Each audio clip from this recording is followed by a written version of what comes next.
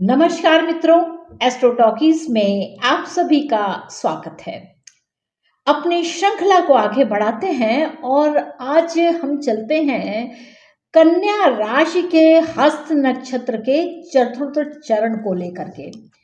तो यह जो नक्षत्र का चरण है यह नवमांश में कर्क राशि के अंतर्गत आता है, यानी कि काफी इमोशनल अटैचमेंट होता है और जन्म जन्म तक इनके कष्टों को भोगना भी पड़ता है। अगर आप कोई पाप कर्म कर जाते हैं तो बहुत दिनों तक, कई पीढ़ी तक इसे भोगना पड़ता है।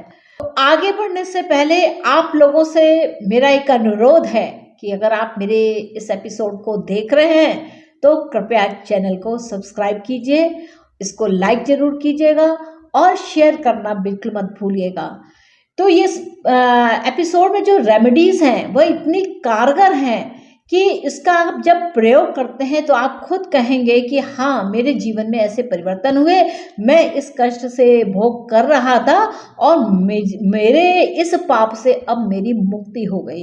यह जो रेमेडीज हैं यह कर्म विपाक संहिता से है।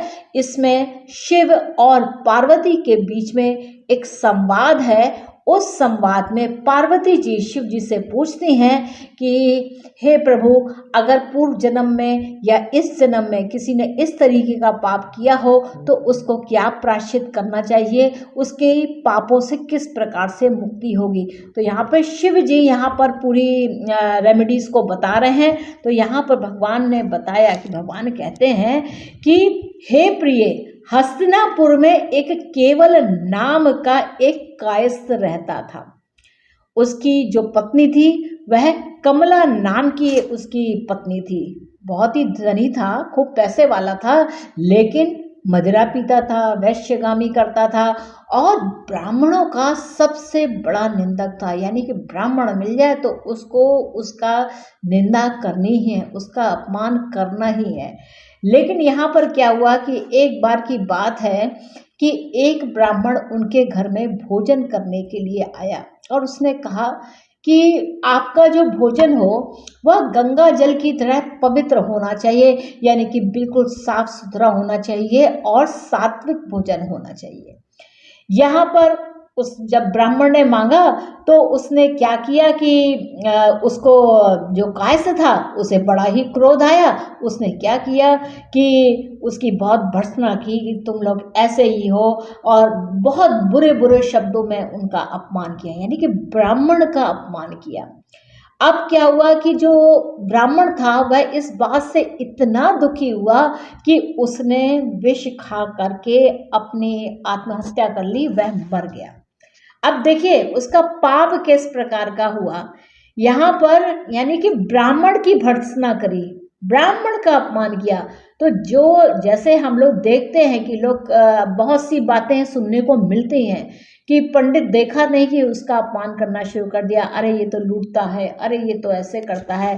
तो ऐसे जब कोई करता है ना तो वहाँ पर यह जो पाप होता है वह इकट्ठा होने लगता है। तो कभी भी ब्राह्मण का अपमान मत कीजिए, इस बात को हमेशा ध्यान रखिए। इसके बाद क्या हुआ कि समय बीतता चला गया और कालांतर में उस कायस्थ की मृत्यु हो गई, साथ में उसकी पत्नी की भी मृत्यु हुई और पत्नी जो थी वह सती हो गई।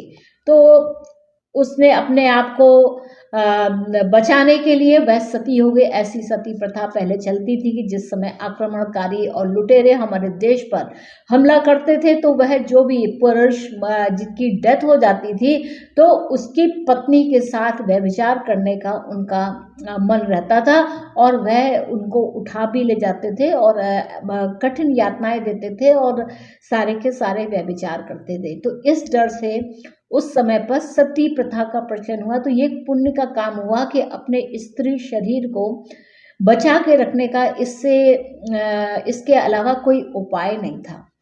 अब जो कायस्थ था उसकी मृत्यु हो गई, पत्नी उसकी सती हो गई और ऐसे करके जब भगवान ने उसको देखा, यमराज ने उनको देखा, तो कई हजार वर्ष तक उनको सत्यलोक में भेज तो दिया उन्होंने, लेकिन वह क्योंकि वो धनी होने के कारण थोड़ा बहुत पुण्य कार्य करता था, थोड़ा बहुत दान पुण्य करता था, लेकिन वेश्यागमन करता था और शराब भी पीता था, तो इस तरीके के उसके काम रहते थे। तो कई हजार वर्ष बीत जाने के बाद वह अपने पुण्य के फलों को उपयोग करता रहा। एक समय ऐसा आया कि जब उसके सारे पुण्य नष्ट हो गए, तब क्या हुआ कि उसको पुनः मनुष्य का शरीर दिया और इस बार उसको ब्राह्मण कुल में जन्म दिया गया। भगवान ने उसको ब्राह्मण कुल में जन्म दिया। अब क्या हुआ कि यहाँ पर उसको ब्राह्मण कुल में जन्म तो मिल गया, यानी कि जिस ब्राह्मण कुल की, जिस ब्राह्मण देवता की उसने इस प्रकार से भर्त्सना की और वह जो ब्राह्मण था वह इस शोक में मर गया, वह अपमान को सह नहीं पाया और मर गया। तो ऐसे करने से क्या हुआ कि उसको ब्रह्म हत्या का दोष लग गया। अब ब्रह्म हत्या का दोष लग जाने के कारण यहाँ पर क्या हुआ कि उसके जो पाप का जो बैग था, यानी कि पाप की जो पोटली थी, वह ब्रह्म हत्या के दोष से युक्त हो गई, यानी कि उस पाप की पोटली में वह ऐड हो गया। अब क्या हुआ, उसके पुत्र हुए। अब उसने इस जन्म में वह ब्राह्मण के रूप में उसने जन्म लिया और उसके कई पुत्र हुए, जो कि गोरे भी थे, गौरांग वदन के थे, दर्शनी थे, रूप गुणों से युक्त भी थे और प्रेम करने वाले भी थे, यानी कि बहुत ही सच्चरित्र ब्राह्मण के जैसे स्वरूप होते हैं, इस तरीके के उसके पुत्र थे। अब क्या हुआ, ये पुत्र उसके उत्पन्न तो हो गए, लेकिन उन पुत्रों की मृत्यु हो गई। अब देखिए, क्योंकि उसने ब्रह्म हत्या का दोष लिया था, तो इस कारण से जो उसकी सुंदर अच्छी संतान होने के बावजूद भी वह संतान उसकी मृत्यु हो जाती है। फिर भी क्या हुआ कि उसके जो 2 पुत्र हुए, उनमें से उस और जो उसके अन्य पुत्र थे, उनमें से कोई 2 पुत्र बचे और उसमें उनके विवाह भी हो गए, शील संपन्नता के साथ उनके विवाह भी हो गए। और चूंकि उनका जो पिता था, यानी कि वह जो पूर्व जन्म में कायस्थ था, इस जन्म में वह ब्राह्मण कुल में उत्पन्न हुआ था।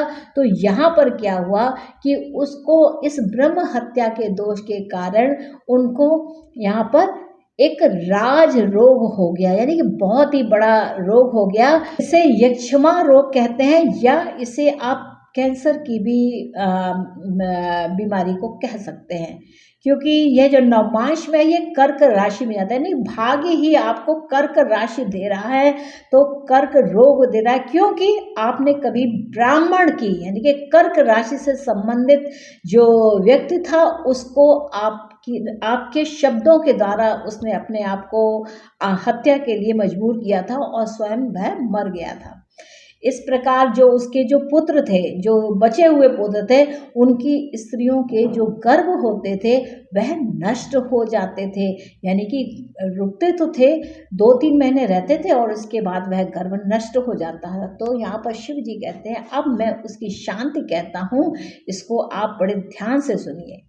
तो भगवान ने कहा कि सर्वप्रथम विष्णु रराटम जो मंत्र है, इसका 1 लाख जप करें। अब आप कहेंगे ये विष्णु रराटम जो मंत्र है वह क्या है, तो आप इस शब्द के, इस मंत्र के बारे में आप किसी जानकार पंडित से इसके विषय में पूछें। तो आप जब इस मंत्र को करेंगे तो आपको इसका दशांश का हवन करना है, तर्पण करना है और मार्जन करवाना है। अभी यहाँ पर सजा खत्म नहीं हुई, यहाँ रेमेडीज खत्म नहीं होती हैं।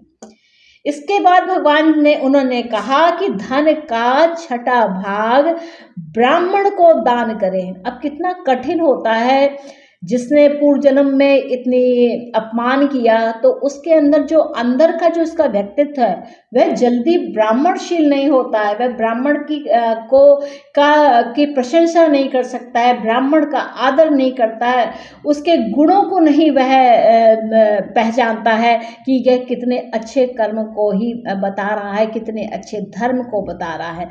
तो भगवान ने यहाँ पर कहा कि अपनी आय का 6ठा भाग दान करें, मार्ग में बावली, कुआं, बावड़ी आदि का निर्माण करना है। यानी कि क्या है कि जब रास्ते होते हैं, उन रास्तों में आप छायादार वृक्ष लगवा सकते हैं। जो पथिक चलते हैं, रास्ते से जाते हैं, उनके लिए आप जल की व्यवस्था कर सकते हैं, कुछ छाया लगवा दीजिए, पेड़ पौधे लगवाइए, इस और कुछ कभी कभी आप शरबत का दान कीजिए, कभी कभी आप कुछ फलों के जूसेस का भी आप दान कर सकते हैं। तो इस प्रकार से जब आप करेंगे तो कुछ पथिक ऐसे होंगे कि जिससे उनको काफ़ी संतुष्टि मिलेगी। तो संतुष्टि मिलने के कारण कि वह अपना पुण्य फल यहाँ पर आपको बताएंगे।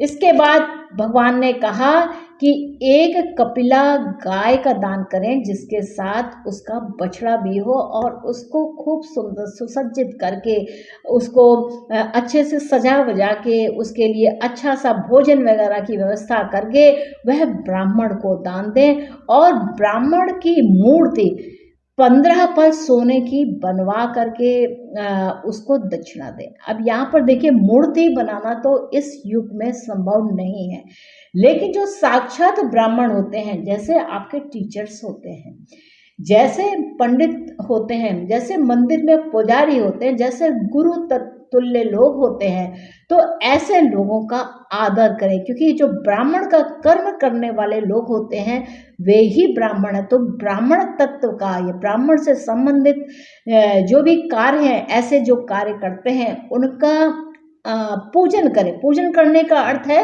उनको सम्मान दें, उनका अपमान ना करें।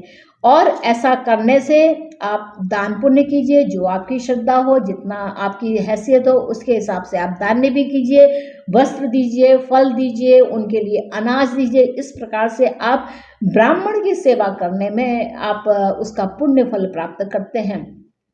और भगवान ने कहा कि हरिवंश पुराण को सुने। ऐसा करने से जो भी दोष होते हैं, यानी कि जैसे गर्भ रुक रहा है, रुका 2, 3, 4, 6 महीने रहा और इसके बाद वह खंडित हो गया, तो इस प्रकार से जैसे गर्भपात जैसी समस्या स्त्रियों को लगी रहती है या जिनके परिवार में लगी रहती है, तो उनको इस तरीके के उपाय करने चाहिए। यानी कि ब्राह्मण का अपमान नहीं करना है, गौ की सेवा करनी है, जिसके बच्चा भी हो, यानी कि जो उसकी ब्याही हुई जो गाय होती है उसकी सेवा करें, उसके लिए फल वगैरह, वह जो खाना खाती है वह उपलब्ध कराएं, साथ में हरिवंश पुराण को सुने। आप ऐसे छोटे छोटे भी उपाय करेंगे तो आपको इसका फल मिलेगा। तो देखिए, पूर्व जन्म में कैसे पाप कर्म संचित हो जाते हैं, और उस संचित पाप कर्म के कारण इस जन्म में इस प्रकार के यहाँ पर आपको एक पाप फल को भोगना पड़ता है, जैसे गर्भपात हो जाना, कैंसर हो जाना, क्षमा हो जाना, टीबी हो जाना। इस तरीके की जो एक बड़ी जानलेवा बीमारियां होती हैं वह इसी प्रकार के पापों के कारण होती है। तो यहाँ पर आपका अगर कन्या राशि है, हस्त नक्षत्र है और चौथा चरण है, तो यह रेमेडी आपके लिए है। तो देखिए, जिन लोगों का जन्म लग्न इस राशि से संबंधित हो, यानी कि कर्क कन्या राशि से, साथ में हस्त नक्षत्र हो और चौथा चरण हो, क्योंकि यह नवमांश में कर्क राशि में आता है, तो यहाँ पर थोड़ा बहुत प्रभाव कर्क राशि के लिए भी होगा। आपका चंद्र नक्षत्र इसी प्रकार का हो, यानी कि आप कन्या राशि से हो, हस्त नक्षत्र हो और चौथा चरण हो। आपका सूर्य इसी राशि में हो, यानी कि कन्या राशि में हो, हस्त नक्षत्र में हो और चौथे चरण में हो, तो ये जो रेमेडीज हैं ये आपके लिए है। या आपके यहाँ आप ऐसा अनुभव करते हो कि आपके जीवन में बच्चे तो बहुत आ रहे हैं लेकिन वो बच्चे जीवित नहीं रह पाते हैं, या गर्भ में ही आकर के वह नष्ट हो जाते हैं, पहले आए और इसके बाद नष्ट होते हैं। ये पूर्व जन्म का पाप कर्म है जो इस जन्म में भोगना पड़ता है। तो जब आप इस प्रकार की रेमेडीज करते हैं तो भगवान की कृपा प्राप्त होती है और समस्त प्रकार के जो पाप होते हैं उन बंधनों से आप मुक्त हो जाते हैं। तो ये था कन्या राशि हस्त नक्षत्र के चतुर्थ चरण को लेकर के भगवान शिव के द्वारा बताई हुई एक सुंदर रेमेडी। आशा है कि आपको मेरा यह एपिसोड अच्छा लगा होगा, और आपने मेरे इस एपिसोड को अगर एंजॉय किया है तो कृपया चैनल को लाइक कीजिए, इसको शेयर कीजिए, कमेंट के माध्यम से बताएं कि आपको मेरे एपिसोड कैसे लगते हैं। और हाँ मित्रों, चैनल को सब्सक्राइब करना मत भूलना, क्योंकि जब आप सब्सक्राइब करेंगे तभी आपको मेरे एपिसोड मिलेंगे। जो हमारा नेक्स्ट एपिसोड है वह कन्या राशि के चित्रा नक्षत्र के प्रथम चरण को लेकर के होगा। तो मिलेंगे कन्या राशि के चित्रा नक्षत्र के प्रथम चरण को लेकर के। तब तक मेरा जो चैनल है एस्ट्रो डॉगीज, इसको सब्सक्राइब कर लीजिएगा।